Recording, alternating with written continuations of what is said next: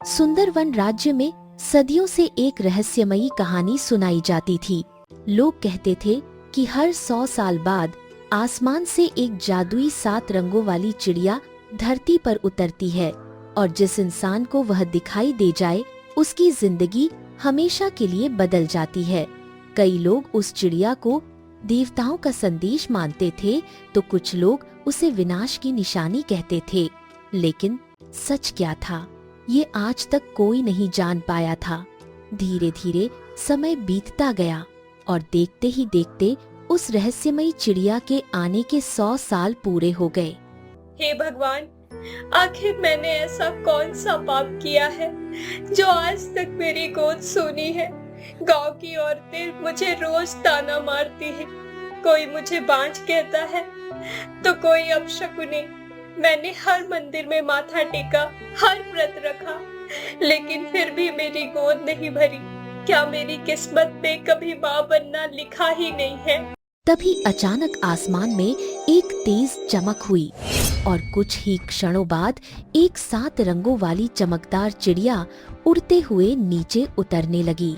उस चिड़िया के पंख अलग अलग रंगों में चमक रहे थे। उसे देखकर ऐसा लग रहा था जैसे आसमान का इंद्रधनुष उड़ता हुआ धरती पर आ गया हो। ये कैसी चिड़िया है? मैंने तो आज तक ऐसी चिड़िया कभी नहीं देखी। इसकी चमक तो किसी जादू जैसी लग रही है। वह चिड़िया धीरे धीरे चंपा के पास आई और अपनी चोंच से एक चमकता हुआ फूल उसकी गोद में गिरा दिया। अरे ओ चिड़िया, रुको! ये कैसा फूल है? तुम मुझे ये देकर क्यों जा रही हो? लेकिन वह चिड़िया बिना कुछ बोले आसमान की तरफ उड़ गई और कुछ ही पल में अंधेरे बादलों के बीच गायब हो गई। चंपा डरते डरते उस फूल को लेकर झोपड़ी के अंदर गई। अरे चंपा, तुम्हारे हाथ में ये कैसा फूल है? अभी अभी एक 7 रंगों वाली चिड़िया आई थी। पहले तो मुझे लगा कि शायद मैं सपना देख रही हूँ, लेकिन उसने सच में यह फूल मेरी गोद में रखा और उड़ गई। देखिए ना, ये फूल कितना अलग है। इससे अजीब सी चमक निकल रही है। गोपाल ने जैसे ही उस फूल को हाथ लगाया, अचानक वह फूल तेज रोशनी से चमकने लगा। ये क्या हो रहा है? कुछ ही क्षणों में वो फूल एक बच्चे में बदल जाता है और चंपा के गोद में आ जाता है। हे भगवान, यह बच्ची फूल से बाहर आई है। हे भगवान, ये कैसा चमत्कार है? क्या सच में आपने मेरी सुन ली? इतने सालों बाद क्या मेरी गोद भर गई? दोनों हैरानी से उस बच्ची को देखने लगे। उसके चेहरे पर चांद जैसी चमक थी। यह कोई साधारण बच्ची नहीं लगती। मुझे भी ऐसा ही लग रहा है। यह बच्ची जरूर किसी दिव्य शक्ति का वरदान है। हमें इसे महाराज के पास ले जाना चाहिए। नहीं, इतने सालों बाद भगवान ने हमें औलाद दी है। अब ये हमारी बेटी बनकर रहेगी। चंपा की आंखों में खुशी के आंसू आ गए। आप सही कह रहे हैं। मैं अपनी बेटी को खुद से दूर नहीं करूंगी। अब कोई मुझे बांझ कहकर ताने नहीं मारेगा। मैं इसे अपनी जान से ज्यादा प्यार दूंगी। चंपा बच्ची के चेहरे को देखते हुए मुस्कुराई। इसके चेहरे पर कैसी चांदनी चमक रही है। इसका नाम चांदनी होगा। हाँ, चांदनी बहुत सुंदर नाम है। उस दिन के बाद चंपा और गोपाल चांदनी को अपनी जान से ज्यादा प्यार करने लगे। लेकिन उन्हें नहीं पता था कि यह बच्ची आगे चलकर पूरे सुंदरवन राज्य की किस्मत बदलने वाली थी। समय बीतता गया और देखते ही देखते चांदनी की सुंदरता पूरे सुंदरवन राज्य में चर्चा का विषय बन गई। गांव की औरतें, बच्चे, बूढ़े, हर कोई सिर्फ उसी की बातें करता था। कुछ लोग उसे भगवान का वरदान कहते तो कुछ लोग उसे किसी रहस्यमयी शक्ति का चमत्कार मानते थे। एक दिन चांदनी घर से बाहर निकलकर कुएं की तरफ जा रही थी। उसके लंबे बाल हवा में लहरा रहे थे और उसके चेहरे पर हमेशा की तरह चांद जैसी चमक थी। उसे देखकर कुएं पर पानी भर रही 2 औरतें आपस में बातें करने लगीं। अरे देखो, चांदनी कितनी सुंदर होती जा रही है। ऐसी लड़की तो मैंने आज तक नहीं देखी। सिर्फ सुंदर नहीं, मुझे तो यह लड़की रहस्यमयी भी लगती है। मैंने सुना है रात के समय इसके शरीर से हल्की रोशनी निकलती है। तुम सच कह रही हो क्या? हाँ, और पता है तुम्हें, यह जहाँ जाती है वहाँ सारे फूल खिल उठते हैं। मुझे लगता है इसके जन्म के पीछे कोई बहुत बड़ा रहस्य छिपा हुआ है। लेकिन इसके माँ बाप तो बहुत गरीब हैं, फिर भी चांदनी किसी राजकुमारी से कम नहीं लगती। कहीं ऐसा तो नहीं कि यह इंसानों की दुनिया की हो ही नहीं। दोनों औरतें धीरे धीरे बातें कर रही थीं, लेकिन उन्हें नहीं पता था कि थोड़ी दूर खड़ी राजमहल की एक दासी उनकी सारी बातें सुन चुकी थी। दासी के चेहरे पर हैरानी साफ दिखाई दे रही थी। अगर यह बात महारानी को पता चली तो महल में जरूर कोई बड़ा तूफान आएगा। इतना कहकर दासी तेजी से राजमहल की तरफ भाग गई। महारानी, महारानी, एक बहुत बड़ी खबर है। अगर आपने यह बात सुन ली तो आप भी हैरान रह जाएंगी। जल्दी बोलो दासी, इतनी देर से मेरी बेचैनी बढ़ रही है। आखिर ऐसी कौन सी बात है जिसने तुम्हें इतना घबरा दिया है? महारानी, हमारे गांव में एक ऐसी लड़की है जिसकी सुंदरता देखकर लोग अपनी नजरें नहीं हटा पाते। लोग उसकी तुलना चांद की रोशनी से करते हैं। पूरा गांव उसी की बातें कर रहा है। क्या कहा तुमने? इस राज्य में मुझसे ज्यादा सुंदर कोई और लड़की हो सकती है? मैं इस पूरे राज्य की महारानी हूँ। एक समय था जब दूर दूर के राज्य के लोग सिर्फ मेरी सुंदरता देखने आते थे, लेकिन अब लोग मेरी नहीं उस लड़की की बातें कर रहे हैं। नहीं, मैं ये कभी बर्दाश्त नहीं करूंगी। उसे तुरंत मेरे सामने लेकर आ। मैं अपनी आंखों से देखना चाहती हूँ कि आखिर वह कौन है। महारानी के आदेश मिलते ही दासी तुरंत राजमहल से निकल गई। कुछ ही देर में वह गोपाल की झोपड़ी के सामने पहुंच गई। अरे, तुम तो राजमहल में काम करती हो ना? इतनी रात को यहाँ कैसे आना हुआ? मैं महारानी का आदेश लेकर आई हूँ। महारानी ने तुम्हारी बेटी चांदनी को राजमहल बुलाया है। नहीं, मेरी बेटी कहीं नहीं जाएगी। मैं उसे अपनी आंखों से दूर नहीं होने दूंगी। पता नहीं राजमहल में उसे क्यों बुलाया है। हाँ, हम अपनी बेटी को राजमहल नहीं भेजेंगे। तुम वापस जाओ और महारानी से कह दो कि हमारी बेटी बीमार है। सोच लो, महारानी का आदेश ठुकराना आसान नहीं होता। अगर उन्हें गुस्सा आ गया तो तुम सबकी जान खतरे में पड़ सकती है। इतना सुनते ही झोपड़ी में सन्नाटा छा गया। चंपा और गोपाल डरकर एक दूसरे की तरफ देखने लगे। माँ, पिताजी, मुझे जाने दीजिए। आखिर वो इस राज्य की महारानी है। अगर हम उनकी आज्ञा का पालन नहीं करेंगे तो मुश्किल बढ़ जाएगी। आप लोग चिंता मत कीजिए, मैं जल्द वापस लौट आऊंगी। लेकिन बेटी, मुझे ना जाने क्यों डर लग रहा है। अगर राजमहल में तुम्हारे साथ कुछ गलत हो गया तो? आप बेकार में चिंता कर रहे हैं पिताजी। अब मैं छोटी बच्ची नहीं हूँ। मुझे सही और गलत की पहचान है। मुझे यकीन है मेरे साथ कुछ भी बुरा नहीं होगा। तुमने समझदारी वाला फैसला लिया है। अब चलो, महारानी तुम्हारा इंतजार कर रही है।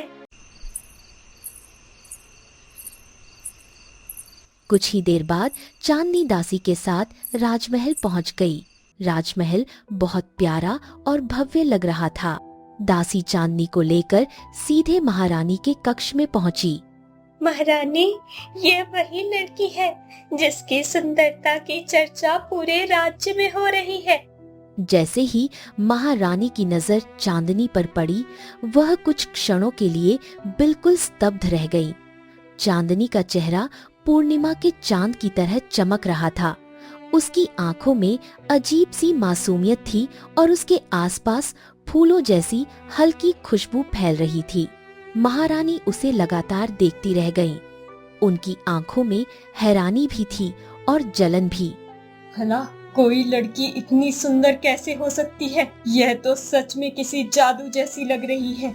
अगर यह महल में रही तो लोग मेरी सुंदरता भूल जाएंगे। महारानी, आपने मुझे बुलाया था, क्या कोई काम था? नहीं चांदनी, मैंने तो बस तुम्हारी सुंदरता की चर्चा सुनी थी, लेकिन तुम्हें देखकर समझ में आ रहा है कि लोग तुम्हारी इतनी बातें क्यों करते हैं। तुम सच में बहुत सुंदर हो। महारानी बाहर से मुस्कुरा रही थी, लेकिन अंदर ही अंदर जलन की आग में जल रही थी। मैं चाहती हूँ तुम कुछ दिन मेरे राजमहल में रहो। मैं तुम्हें दासी बनाकर नहीं रखूंगी, बल्कि अपनी सहेली की तरह रखूंगी। क्या तुम मेरे साथ रहोगी? लेकिन महारानी, अगर मैं यहाँ रुक गई तो मेरे माता पिता बहुत परेशान हो जाएंगे। उन्होंने मुझे कभी खुद से दूर नहीं किया। चिंता मत करो, मैं तुम्हें हमेशा के लिए नहीं रोकूंगी। बस 2 रात मेरे साथ रह जाओ, तुम्हारे आने से मुझे अच्छा लगेगा। ठीक है महारानी, अगर आपकी यही इच्छा है तो मैं रुक जाती हूँ।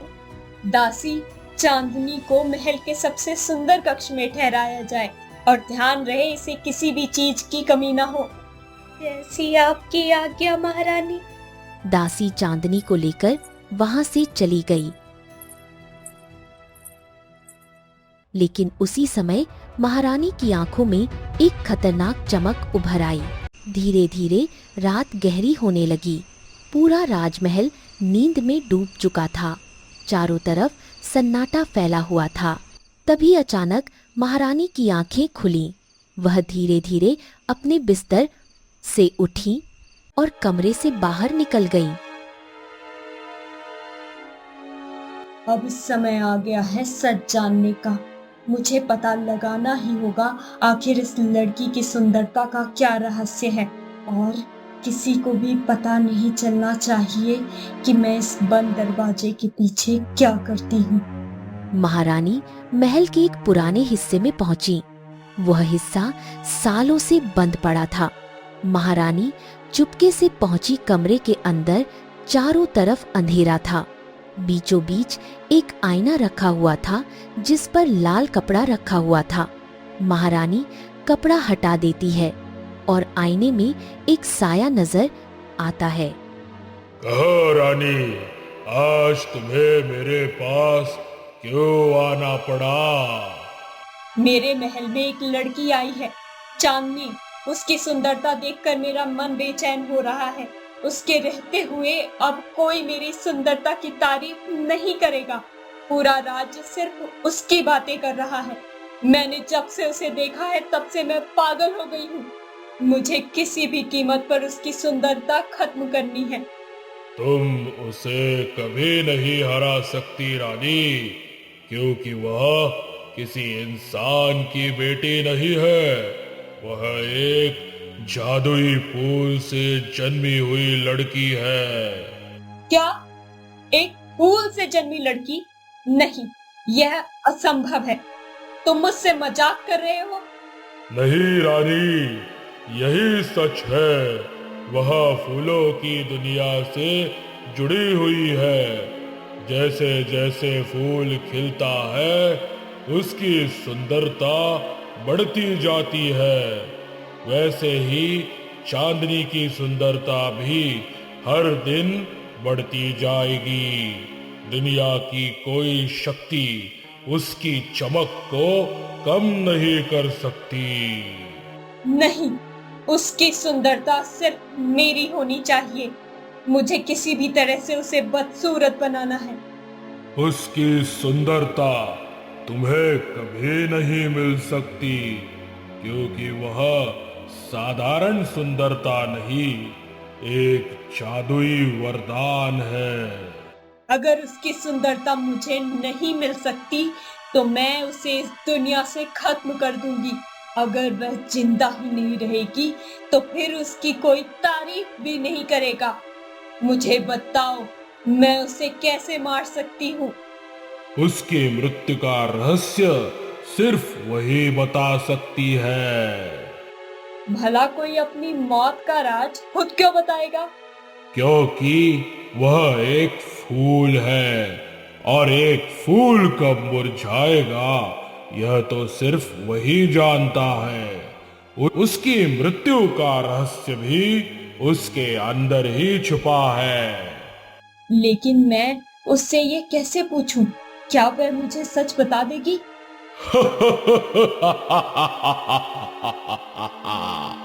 जब रात की आधी पहर में वह गहरी नींद में होगी, तब उससे पूछना। नींद में वह अपनी सारी सच्चाई बता देगी, यहाँ तक कि अपनी मृत्यु का रहस्य भी। रहस्यमयी आईने की बात सुनने के बाद महारानी गहरी सोच में डूब गईं। उनकी आंखों में जलन और लालच साफ दिखाई दे रहा था। ठीक है, अगर उसकी मृत्यु का रहस्य सिर्फ वही बता सकती है तो मैं अभी जाकर उससे सच उगलवाती हूँ। इतना कहकर महारानी उस रहस्यमयी कमरे से बाहर निकल आईं। पूरा राजमहल गहरी नींद में डूबा हुआ था। चारों तरफ डरावना सन्नाटा फैला हुआ था। महारानी धीरे धीरे चांदनी के कक्ष की तरफ बढ़ने लगी। जैसे जैसे वह आगे बढ़ रही थीं, उनके चेहरे पर लालच बढ़ता जा रहा था। कुछ ही क्षणों बाद महारानी चांदनी के कमरे में पहुंच गईं। चांदनी गहरी नींद में सो रही थी। उसके चेहरे से हल्की चांदनी जैसी रोशनी निकल रही थी। महारानी कुछ पल उसे घूरती रही।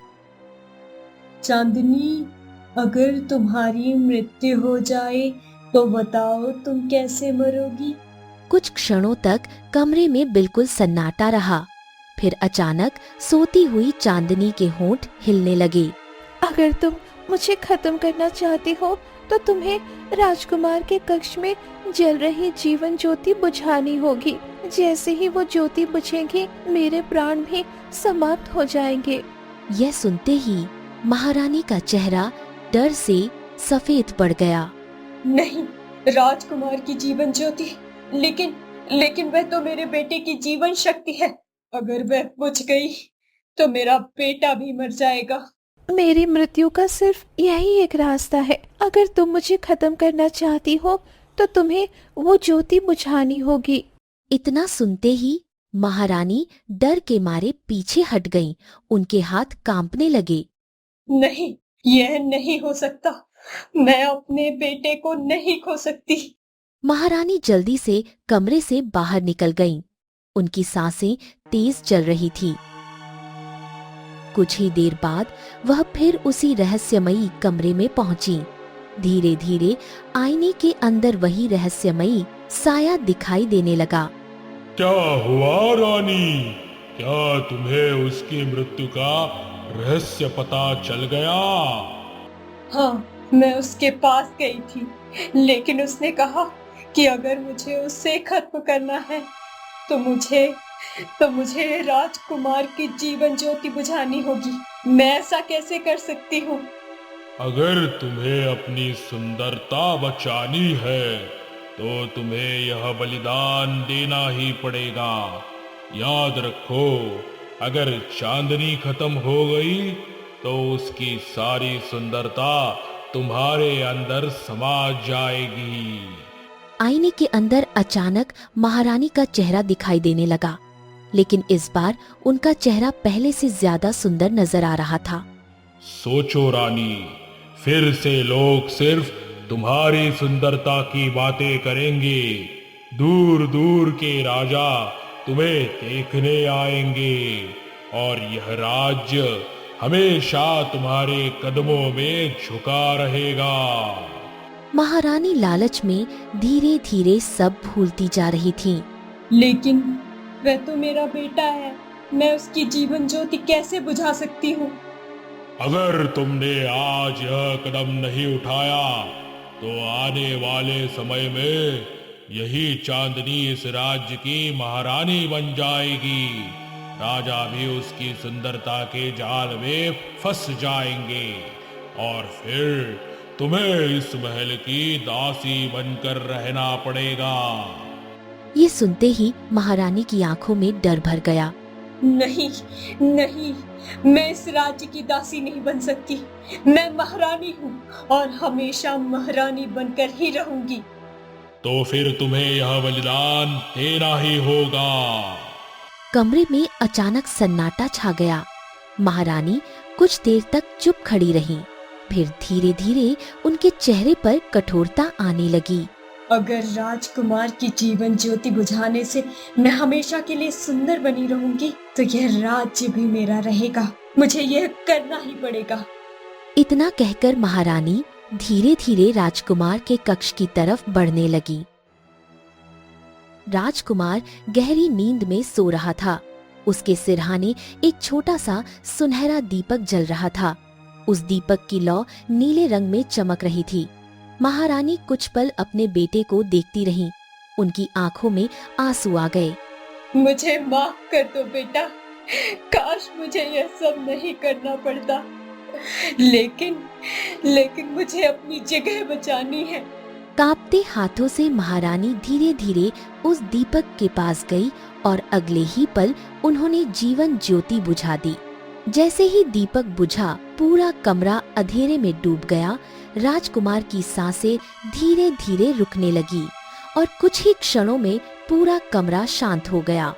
महारानी डरते हुए तुरंत चांदनी के कक्ष में पहुंची, लेकिन वहां पहुंचते ही उनके पैरों तले जमीन खिसक गई। चांदनी अब भी आराम से सो रही थी। उसकी सांसें चल रही थी और उसके चेहरे की चमक पहले जैसी ही थी। नहीं, यह अभी तक कैसे जिंदा है? मैंने तो जीवन ज्योति बुझाती थी, फिर भी यह खत्म क्यों नहीं हुई? महारानी डर के मारे जमीन पर बैठ गई। हे भगवान, मैंने यह क्या कर दिया? अब मैं महाराज को क्या जवाब दूंगी? महारानी वहीं बैठकर फूट फूट कर रोने लगी। अगली सुबह पूरा महल चीखों से गूंज उठा। एक दासी भागती हुई महाराज के कक्ष में पहुंची। महाराज, महाराज गजब हो गया। राजकुमार अब इस दुनिया में नहीं रहे। महाराज, नहीं, ये नहीं हो सकता। मेरा बेटा बिल्कुल स्वस्थ था। कल रात जब वह सोया था तो बिल्कुल ठीक था। फिर अचानक ऐसा कैसे हो गया? पूरा महल मातम में डूब गया। सैनिक, दासियां और मंत्री सब घबरा गए। उधर महारानी डर के मारे कांपने लगी। हे भगवान, अगर किसी को सच पता चल गया तो सब खत्म हो जाएगा। मुझे जल्दी से कोई बहाना बनाना होगा। महाराज रोते हुए महारानी की तरफ मुड़े। रानी, तुम कुछ बोल क्यों नहीं रही हो? आखिर हमारे पुत्र को क्या हुआ था? मुझे माफ कर दीजिए महाराज, मैं आपको बताना भूल गई। रात में अचानक राजकुमार को तेज बुखार आ गया था। उनकी सांसें भी तेज चलने लगी थी। मैंने कई वैद्यों को बुलाने की कोशिश की, लेकिन रात बहुत गहरी हो चुकी थी। मैंने उन्हें औषधियां भी दी, पर कोई फायदा नहीं हुआ और मेरा बेटा मुझे छोड़कर चला गया। इतना कहकर महारानी जोर जोर से रोने लगी। महाराज, महाराज, मैं अपने बेटे के बिना कैसे जीऊंगी? मेरा सब कुछ खत्म हो गया। अपने आप को संभालिए रानी। अब जो होना था वो हो चुका। मैं अपना बेटा खो चुका हूँ, लेकिन मैं आपको नहीं खोना चाहता। महाराज ने महारानी की बात पर विश्वास कर लिया। पूरा महल शोक में डूब गया, लेकिन अंदर ही अंदर महारानी के मन में अब भी क्रोध जल रहा था। नहीं, नहीं, मैं उस चांदनी को जिंदा नहीं छोड़ूंगी। उसकी वजह से ही मुझे अपना बेटा खोना पड़ा। आज चाहे जो भी हो जाए, मैं उसकी मृत्यु का असली रहस्य जानकर रहूंगी।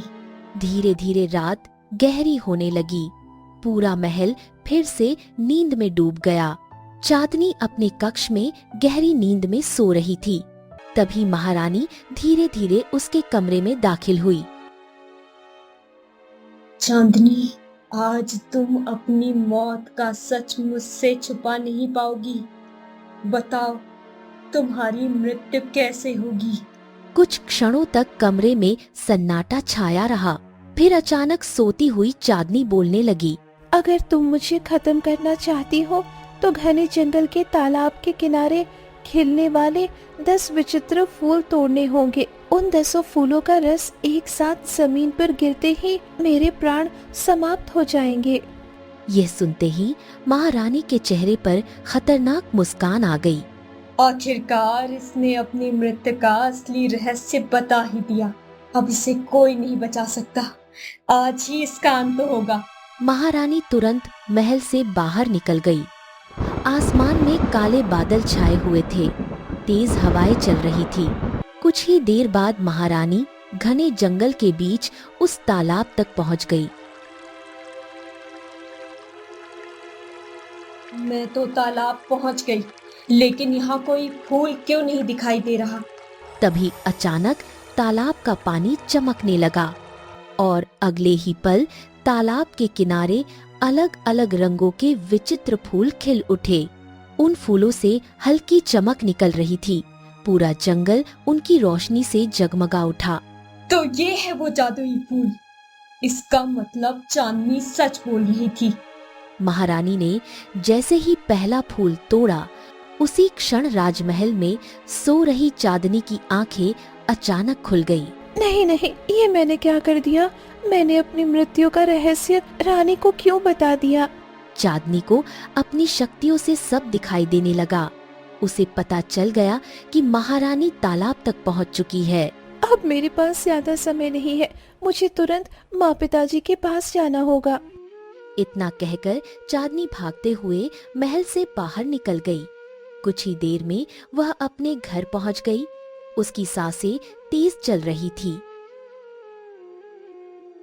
क्या हुआ बेटी? तुम इतनी रात को भागती हुई कहाँ से आ रही हो? तुम तो राजमहल में थी ना? हाँ बेटी, तुम ठीक तो हो ना? मैं कब से तुम्हारी चिंता कर रही थी। इतनी रात को अचानक क्या हो गया? माँ पिताजी, अब मेरा अंतिम समय आ चुका है। मैं ज्यादा देर तक जीवित नहीं रहूंगी। अरे क्या हुआ बेटी? तू ठीक ठीक तो राजमहल गई थी। नहीं बेटी, ऐसी अशुभ बातें मत करो। अगर मेरी मृत्यु हो जाए तो आप लोग मुझे जलाना मत। मुझे मिट्टी के नीचे दफना देना और रोज मेरे कब्र पर अलग अलग फूल चढ़ाते रहना। यह सुनते ही चंपा की आंखों से आंसू बहने लगे। नहीं बेटी, मैं तुम्हें कुछ नहीं होने दूंगी। भगवान ने तुम्हें मुझे इतने सालों बाद दिया था। हमने तुम्हें इतने प्यार से पाला है बेटी। तुम हमें छोड़कर नहीं जा सकती। माँ पिताजी, आप जानते हैं ना कि मैं एक साधारण लड़की नहीं हूँ। मैं एक जादुई फूल से जन्मी थी। मेरे अंदर ऐसी शक्तियाँ हैं जिनसे मैं सब कुछ महसूस कर सकती हूँ। चांदनी की आंखों से आंसू बहने लगे। मैंने नींद में अपनी मृत्यु का रहस्य महारानी को बता दिया। अब वो जंगल के तालाब से वो 10 विचित्र फूल तोड़ चुकी है और जैसे ही उनका रस जमीन पर गिरेगा, मेरे प्राण हमेशा के लिए खत्म हो जाएंगे। ठीक है बेटी, अगर तुम्हारी यही आखिरी इच्छा है तो मैं वैसा ही करूंगी। लेकिन एक बात बताओ, क्या तुम फिर से हमारे पास लौट आओगी ना? तुम हमें छोड़कर हमेशा के लिए तो नहीं जाओगी ना बेटी? माँ, मैं इसके आगे कुछ नहीं कह सकती। जो होना है अब उसे कोई नहीं रोक सकता। इतना सुनते ही चंपा और गोपाल फूट फूट कर रोने लगे। पूरा घर मातम में डूब गया। उधर दूसरी तरफ महारानी तालाब के किनारे खड़ी थी। उनके हाथों में अलग अलग रंगों के 10 विचित्र फूल थे। आखिरकार मैंने ये 10 जादुई फूल हासिल ही कर लिए। अब इनका रस जमीन पर गिराना है और हमेशा के लिए चांदनी का अंत हो जाएगा। उन फूलों से चमकता हुआ रंगीन रस निकलने लगा और अगले ही पल महारानी ने वह सारा रस जमीन पर गिरा दिया। जैसे ही फूलों का रस धरती पर गिरा, उसी क्षण चांदनी के शरीर की चमक धीरे धीरे खत्म होने लगी। उसकी सांसें कमजोर पड़ने लगी। चांदनी, ये तुम्हें क्या हो रहा है बेटी? कुछ ही क्षणों बाद चांदनी ने आखिरी बार अपने माता पिता को देखा और उसकी आंखें हमेशा के लिए बंद हो गई। नहीं बेटी, उठ जाओ, तुम हमें छोड़कर नहीं जा सकती।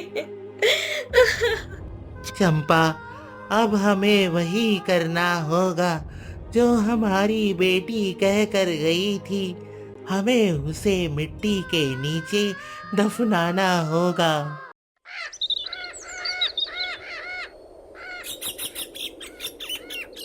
सुबह होते ही गोपाल और चंपा चांदनी के शरीर को लेकर घने जंगल की तरफ निकल पड़े। पूरा जंगल उस दिन अजीब तरह से शांत था। दोनों एक बड़े पेड़ के नीचे मिट्टी खोदने लगे। उनकी आंखों से लगातार आंसू बह रहे थे। तभी अचानक पीछे से घोड़ों की आवाज सुनाई दी। राजा वहां आ पहुंचे थे। यहाँ क्या हो रहा है? महाराज, मेरी बेटी अब इस दुनिया में नहीं रही। वह हमें छोड़कर चली गई। हम उसका अंतिम संस्कार कर रहे हैं। राजा धीरे धीरे चांदनी के पास पहुंचे, लेकिन जैसे ही उनकी नजर चांदनी के चेहरे पर पड़ी, वह कुछ क्षणों के लिए वहीं रुक गए। इतनी मृत्यु के बाद भी चांदनी का चेहरा चांद की तरह चमक रहा था। मैंने अपनी जिंदगी में इतना सुंदर चेहरा कभी नहीं देखा। ये लड़की सच में किसी साधारण इंसान जैसी नहीं लगती। हाँ महाराज, मेरी बेटी बहुत सुंदर थी। पूरे गांव में इसके जैसी सुंदर कोई नहीं था।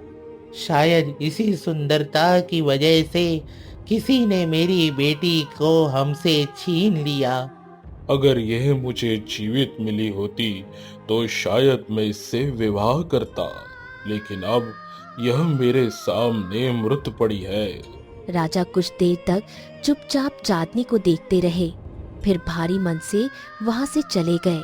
उसके बाद गोपाल और चंपा ने चांदनी को मिट्टी के नीचे दफना दिया और रोते हुए अपने घर लौट आए। लेकिन उस रात राजा को बिल्कुल भी नींद नहीं आई। उनका मन अजीब बेचैनी से भर गया था। मुझे क्या हो गया है? मैं उस लड़की को बार बार क्यों याद कर रहा हूँ? ऐसा क्यों लग रहा है कि जैसे कोई मुझे उसकी कब्र के पास बुला रहा हो। आधी रात होते ही राजा महल से बाहर निकल पड़े। तभी बगल में सो रही महारानी की आंख खुल गई।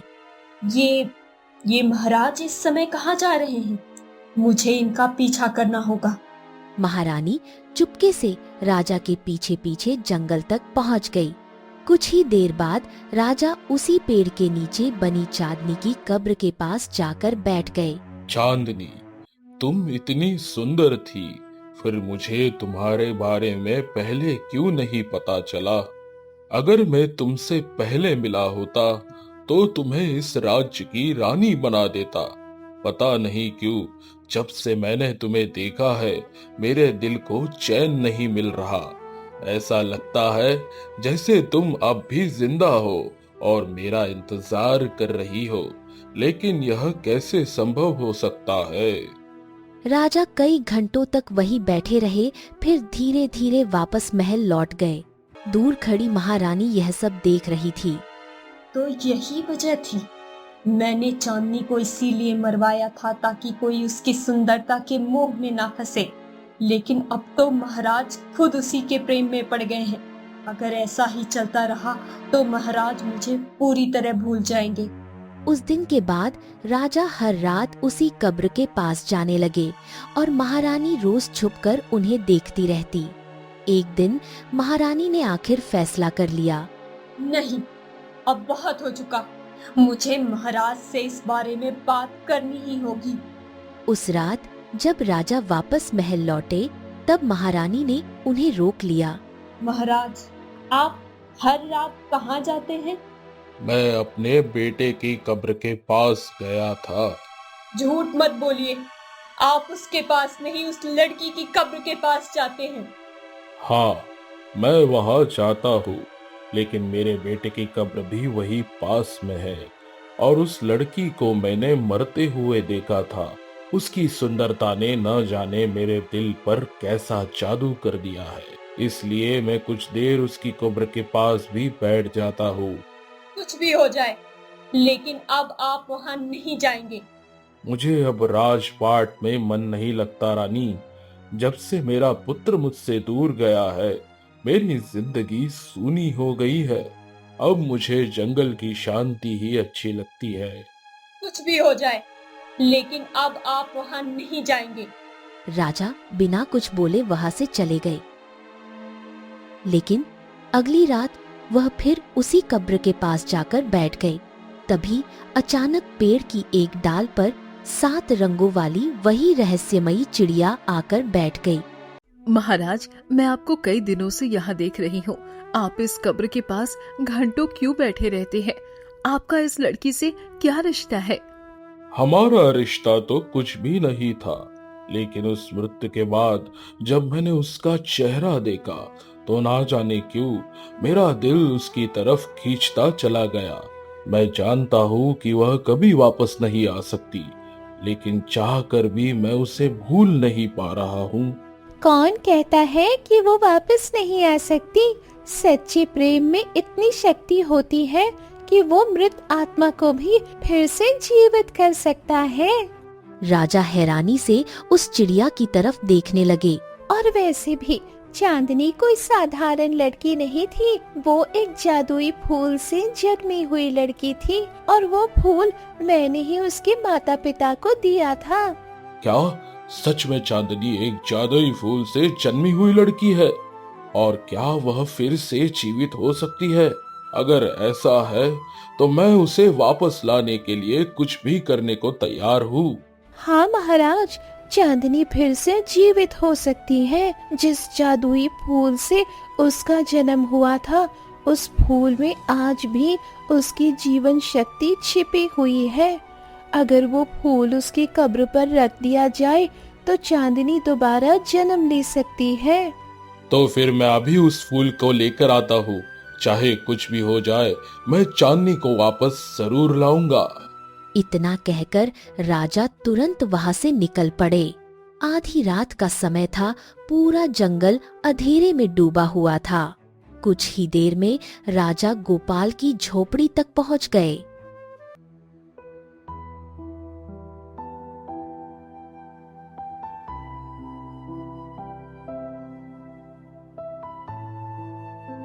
महाराज, आप इस समय यहाँ, सब ठीक तो है ना?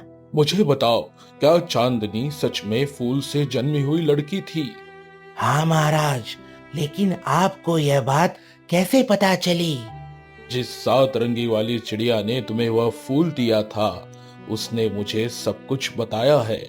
उसने कहा है कि चांदनी फिर से जीवित हो सकती है। यह सुनते ही चंपा की आंखों में उम्मीद लौट आई। सच कह रहे हैं महाराज? क्या मेरी बेटी फिर से वापस आ सकती है? हाँ, लेकिन उसके लिए मुझे वह जादुई फूल चाहिए जिससे उसका जन्म हुआ था। अगर वह फूल उसकी कब्र पर रख दिया जाए तो उसकी आत्मा फिर से जाग जाएगी। मैंने वह फूल आज तक संभाल कर रखा है। ना वह कभी मुरझाया और ना ही उसकी चमक कम हुई, इसलिए मैं उसे कभी फेंक नहीं पाई। मैं अभी लेकर आती हूँ। चंपा जल्दी से झोपड़ी के अंदर गई। कुछ ही क्षणों बाद वह एक पुराना लकड़ी का बक्सा लेकर बाहर आई। जैसे ही उसने बक्सा खोला, उसके अंदर रखा फूल हल्की चांदनी की तरह चमकने लगा। इतने साल बीत जाने के बाद भी वह फूल बिल्कुल ताजा था। यह सचमुच कोई साधारण फूल नहीं है। अब देर मत करो, चलो हम चांदनी को वापस जीवित करते हैं। राजा गोपाल और चंपा तीनों जल्दी जल्दी जंगल की तरफ भागने लगे। कुछ ही देर में वे चांदनी की कब्र के पास पहुंच गए। चारों तरफ गहरा सन्नाटा था। राजा धीरे धीरे चांदनी की कब्र के पास गए और कांपते हाथों से वे जादुई फूल कब्र पर रख दिया। जैसे ही फूल कब्र को छुआ, पूरी जमीन तेज रोशनी से चमक उठी, कब्र से बाहर आने लगी। उसके शरीर से पहले से भी ज्यादा तेज चांदनी निकल रही थी। मेरी बेटी, तुम सच में वापस आ गई। मुझे अपनी आंखों पर यकीन नहीं हो रहा है। हे भगवान, मेरी बेटी फिर से जिंदा हो गई। मैंने तो उम्मीद ही छोड़ दी थी कि मैं तुम्हें दोबारा देख पाऊंगी। शुक्र है भगवान का। माँ, पिताजी, मैं आप दोनों को छोड़कर कैसे जा सकती थी। मुझे अब भी लग रहा है जैसे मैं कोई सपना देख रहा हूँ। महाराज, आपके सच्चे प्रेम और विश्वास ने मुझे फिर से जीवन दिया है। जब आपने मेरी कब्र के पास बैठकर आंसू बहाए, तभी मेरे अंदर दोबारा जीने की इच्छा जाग उठी और जैसे ही ये जादुई फूल मेरी कब्र पर रखा गया, मैं फिर से जीवित हो गई। इसके लिए मैं हमेशा आपकी आभारी रहूंगी। काश मैं अपने बेटे को भी वापस ला पाता। ये सुनते ही चांदनी का चेहरा गंभीर हो गया। महाराज, आपके पुत्र की मृत्यु कोई साधारण घटना नहीं थी। उन्हें किसी बीमारी ने नहीं मारा। तो फिर मेरे बेटे की मृत्यु कैसे हुई? आपके पुत्र की जीवन ज्योति किसी और ने नहीं बल्कि महारानी ने खुद बुझाई थी।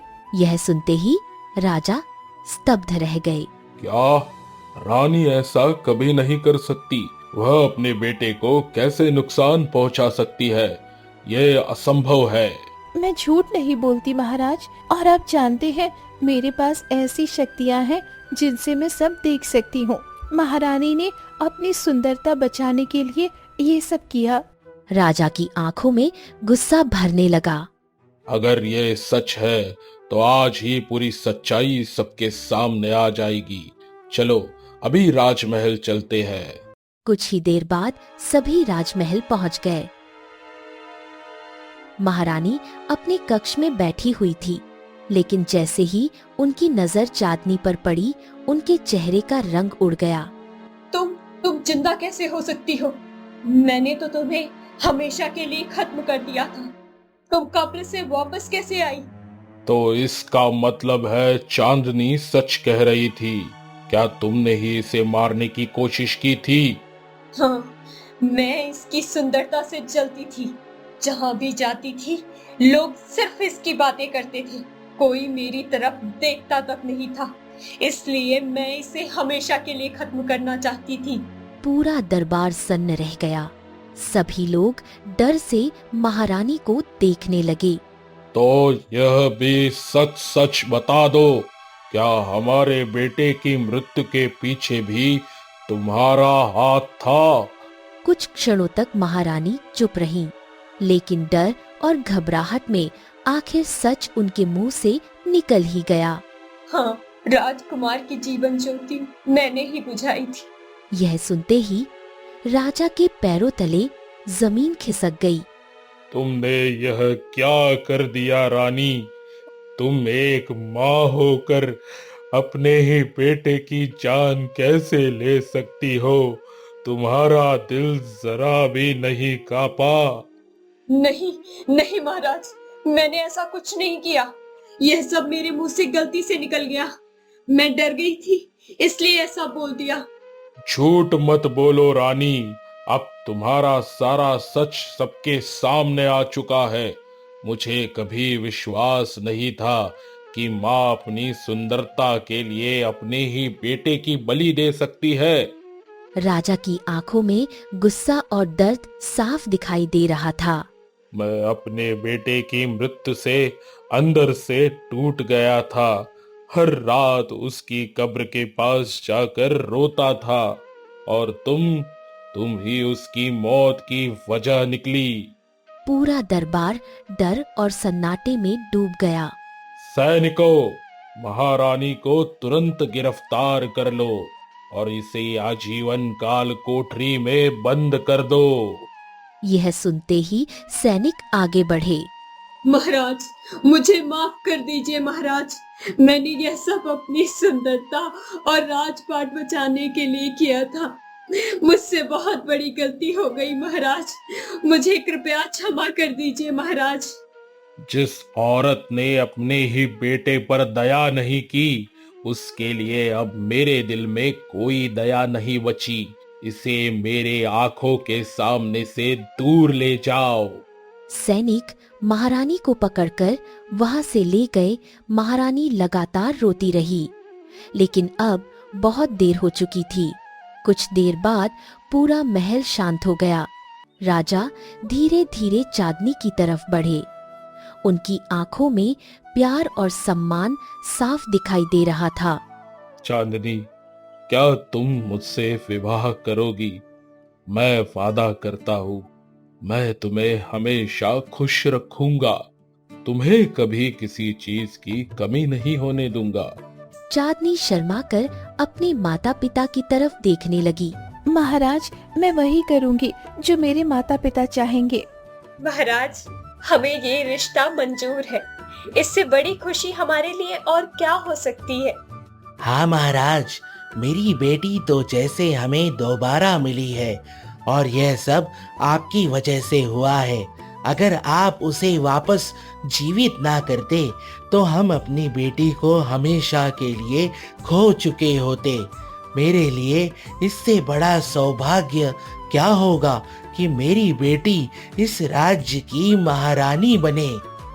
तो फिर यह तय रहा, बहुत जल्द पूरे राज्य में हमारे विवाह का उत्सव मनाया जाएगा। कुछ ही दिनों बाद पूरे सुंदरवन राज्य में बड़ी धूमधाम से राजा और चांदनी का विवाह हुआ। पूरा राज्य फूलों और दीपों से सजाया गया।